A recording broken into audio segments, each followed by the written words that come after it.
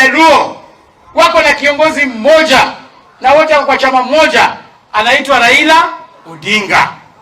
Ukienda hapa bonde la Ufa wako na kiongozi mmoja anaitwa William Samoei Ruto. Sasa mnakuja huku kwetu mkoa wa Magharibi mnatudanganya ati tuko na viongozi wawili, ati Weta na Musalia. Ladies and gentlemen, I have always opined on this platform that in politics nothing happens out of mere coincidence, and that everything in politics is normally well planned, well scripted, and executed to achieve a specific political objective. Nothing in politics just happens for the sake of it. For those who've been following the politics of this country very closely, especially the Luhya politics, you should have noted that some few weeks ago, Cleophas Malala, who is the Secretary General of UDA party, the ruling party, embarked on some recruitment drive in the region. And during some of those events, Cleophas Malala actually requested Musalia Mudavadi and Moses Wetangula to fold their parties. At some point, he referred to those parties as village parties. Sitaki kutaja jina, lakini kuna chama hapa mnajua, party leader ni clan moja, secretary general clan moja, woman leader clan moja. Sasa biashara gani hiyo mnadanganyana ati mnaweza kuwa president? Mnadanganya watu mnaweza kuwa president. Mmetoka tu hapo, mmetoka tu kwa kina party leader ni pale, kwa kina woman leader ni pale, kwa kina secretary general ni pale. Ati mnataka kuwa rais wa Jamhuri ya Kenya. Hii watu waviga. And then Kenyans started questioning why someone like Cleophas Malala, who is actually a beneficiary of ANC party, would go ahead and term ANC party as a village party. Then he had to respond again. Sasa mnaongea aje mambo ya bibi ya mtu na hata huyo mtu hajakufa mwenyewe? You should respect the presidency.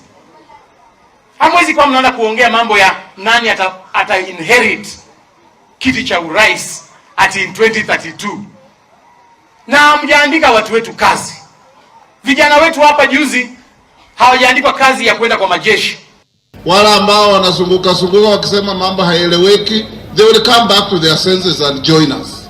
And today it became very clear that Cleophas Malala was actually delivering a message from William Ruto to Musalia Mudavadi and Moses Wetangula.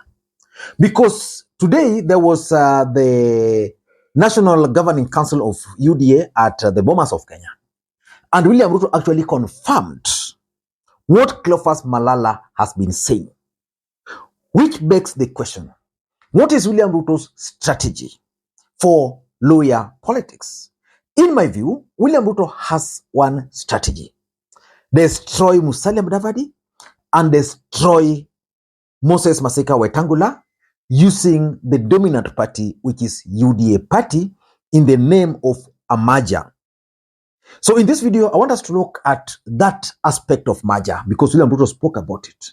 And I want to explain to you guys what that merger will do and the strategy which William Ruto intends to use to force Musalia Mudavadi and Wetangula to actually join that new party. Not really new party, it's going to be UDA party.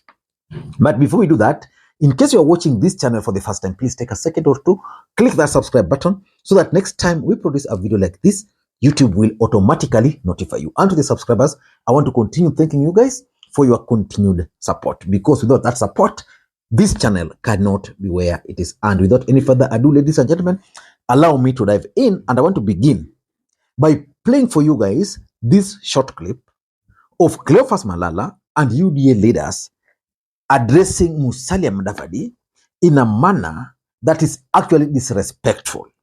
And they had the authority from William Ruto.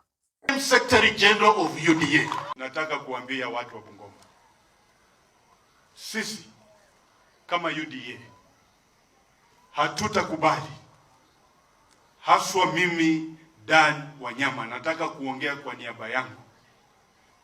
Sitakubali mtu wa chama kingine chochote aweze kutoa matusi kwa rais wetu na kwa secretary general wa chama chetu tukiwa tunaangalia. Sasa SG, nataka kukuhakikishia kwamba katika Bungoma, katika mlima Elgon, chama cha UDA ni imara kwa sababu ndio chama tawala cha nchi hii yetu ya Kenya.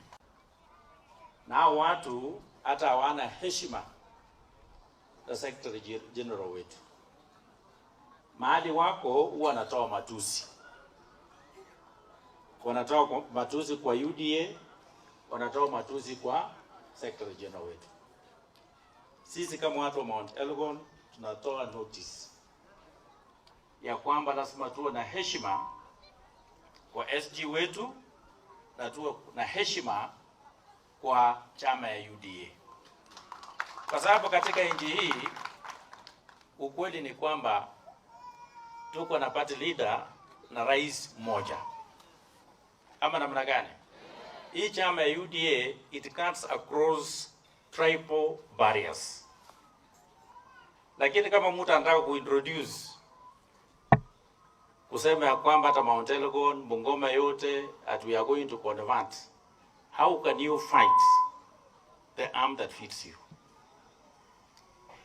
So 2 quick questions. What will the merger do to ANC party and Ford Kenya? Question 2. Will Musalia Mudavadi and Wetangula agree to that merger?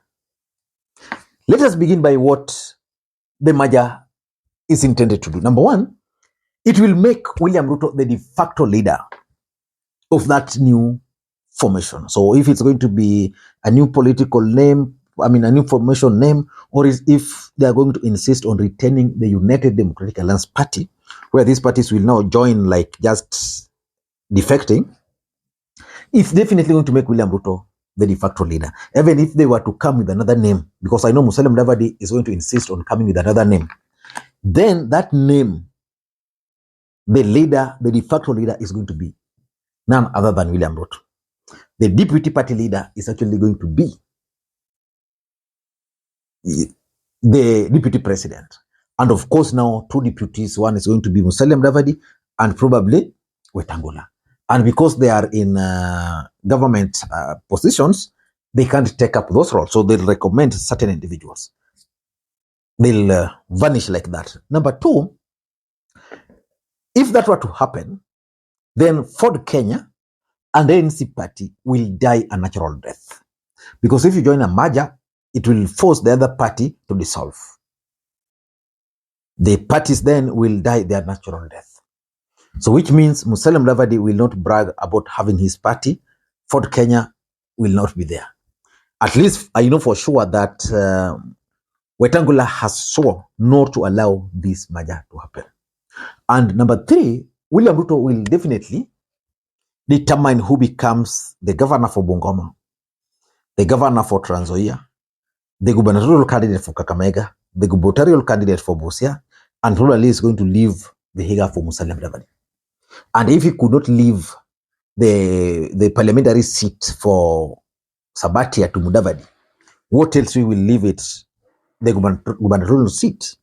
So basically William Ruto, once is now the de facto leader, and these guys have now agreed to serve under him, then definitely he will do whatever he wants to do. But what is William Ruto's strategy? Because if you ask me, the intention is simple.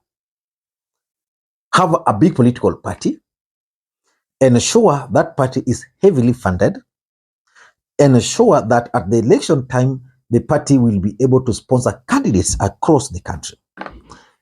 The ultimate goal of William Ruto is to change the constitution of the Republic of Kenya to actually allow the term of the president to be extended or to remove the presidential term limit. That's what I'm saying William Ruto do. And he can only do that if he will be having the power to determine members of parliament. If he can determine members of parliament in Central or Mount Kenya, Rift Valley, he can determine Luhya Nation is a challenge for him. If he can have these guys join his party, then they'll sponsor one candidate, then he believes he can win several of those seats. Ruto's intention is to have two-thirds. People like Jalango will be confused somewhere. They'll sponsor a candidate. Jalango will be nini. They'll split as a Mio voting block. Someone else will come, will vote for him. But what is the strategy? Number one, that strategy began a long time ago. Now, when Ruto appointed Moses Masika Wetangula as the Speaker of the National Assembly, and then Musalia Mudavadi as the Prime Cabinet Secretary, that was the magic. Simple. Through that appointment, it means Musalia Mudavadi cannot participate in politics. And if you followed the UDA event today, William Ruto actually effected that. Strategically, William Ruto advised all the cabinet secretaries not to appear at that event. Basically, it's telling Musalia Mudavadi that, for me, my government will not be in politics. So you are a prime cabinet secretary, you should not be part of this. Of course, the law does not bar the president and the deputy president from politics. The governors are not bad, but public officers, prime cabinet secretaries, ministers. That's why Ruto strategically decided, for my ministers, you're not coming for this event. This is a political event. So that was a coded message to Musalia Mudavadi and to Wetangula. Number two, the government is going to use, William Ruto's government is actually going to use government machinery to win the support from Musalia Mudavadi and from Wetangula. Let me ask you this simple question. If you are in Kenya Kwanza and you come from, let's say, a constituency in Kakamega, for Kenya is sponsoring a candidate, ANC and UDA. And you know so well that UDA is going to form the government, is the current government. Which party would you align yourself with? Power always attracts. So most of these people will try to align themselves to the ruling party. And that's how government machinery will be used. People like now you can see in Bungoma, Ruto is already identifying a gubernatorial candidate. He's going to do that in Kakamega. He's going to do that in Busia. The other strategy is this UDA election. Ruto is going to ensure that the UDA election is actually going to incorporate some members of Ford Kenya, some members of ANC party from the grassroots, all the way to the county, all the way to the national office. So strategically, those people will automatically join Ruto. And lastly, Ruto is now reaching out to potential candidates from those other political parties. In Bungoma, for example, instead of reconciling the former governor Wangamati and Weta, he's gone for Wangamati. Wangamati is now a UDA member. He was at Mumas. He's going to come for someone again in Kakamega, Vihiga, like that.